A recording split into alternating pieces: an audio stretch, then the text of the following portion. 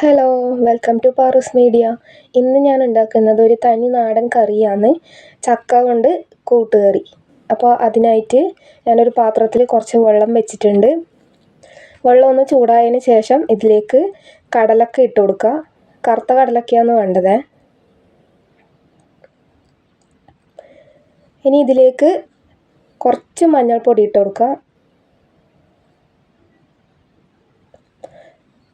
ഇനി ഇതൊന്ന് അടച്ചു വെച്ചൊന്ന് വേവിക്കാം. അപ്പോൾ കടലക്ക ചെറുതായിട്ടൊന്ന് വെന്തതിന് ശേഷം ഇനി നമുക്കിതിലേക്ക് ചക്കക്കുരു ഇട്ട് കൊടുക്കാം. അപ്പോൾ ചക്കക്കുരു നമുക്ക് ഇഷ്ടമുള്ള രീതിയിൽ മുറിച്ചെടുക്കാം. ഇനി ഇതെല്ലാം കൂടെ ഒന്ന് ഇളക്കി യോജിപ്പിച്ച് കൊടുക്കണം. അതിന് ശേഷം ഒന്ന് അടച്ചു വെച്ചിട്ട് വേവിച്ചെടുക്കാം. ഇതൊന്ന് പകുതി വെന്തതിന് ശേഷമാണ് നമ്മളിതിലേക്ക് ചക്കേൻ്റെ ചുള ചേർത്ത് കൊടുക്കുന്നത്. അപ്പോൾ നമ്മൾ ചക്കക്കുരുവും കടലക്കയെല്ലാം പകുതി വേവായിട്ടുണ്ട്. ഇനി ഇതിലേക്ക് ചക്കേൻ്റെ ചുള ചെറുതായിട്ട് മുറിച്ചത് ഇട്ട് കൊടുക്കുക. ഇനി ഇതിലേക്ക് പാകത്തിന് ഉപ്പിട്ട് കൊടുക്കണം. നമ്മൾ കടലക്ക ഇട്ട സമയത്ത് ഉപ്പൊന്നും ഇട്ടിട്ടില്ല. നമ്മൾ ചക്കച്ചോള ഇട്ടതിന് ശേഷമാണ് ഉപ്പിട്ട് കൊടുക്കേണ്ടത്.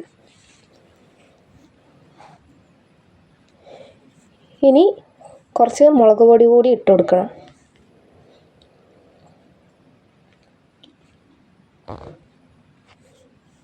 ഇനി ഇതെല്ലാം കൂടെ ഒന്ന് നന്നായിട്ടൊന്ന് മിക്സ് ചെയ്ത് കൊടുക്കുക.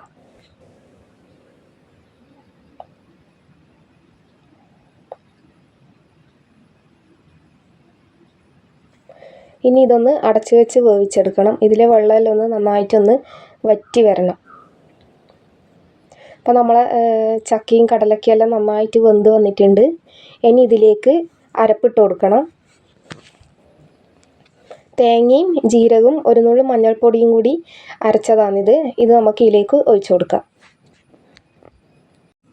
ഇനി ഇതെല്ലാം കൂടെ ഒന്ന് നന്നായിട്ട് തന്നെ ഒന്ന് ഇളക്കി യോജിപ്പിച്ച് കൊടുക്കണം. എന്നാൽ മാത്രമേ ആ അരപ്പ് അതിൻ്റെ എല്ലാ ഭാഗത്തേക്കും എത്തുള്ളൂ.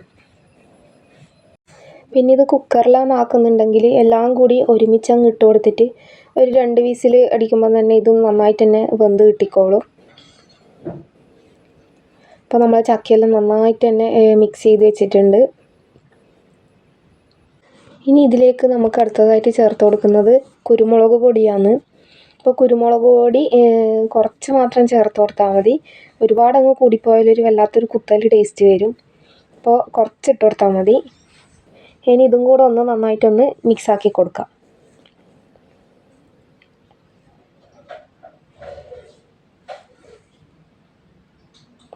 അപ്പോൾ നമ്മളെ കറി ചെറുതായിട്ടൊന്ന് തിള വന്നിട്ടുണ്ട്.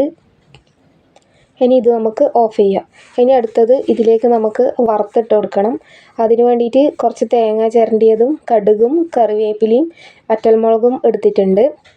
അപ്പോൾ അടുപ്പത്തൊരു പാത്രം വെച്ചു. ഇനി ഇത് ചൂടായതിന് ശേഷം വെളിച്ചെണ്ണ ഒഴിച്ചു കൊടുക്കാം. വെളിച്ചെണ്ണ നന്നായിട്ട് ചൂടായതിന് ശേഷം കടുക് ഇട്ട് കൊടുക്കാം. കടുക് പൊട്ടിക്കഴിഞ്ഞാൽ വറ്റൽമുളക് ചെറുതായിട്ടൊന്ന് കഷ്ണാക്കിയത് ഇട്ട് കൊടുക്കാം.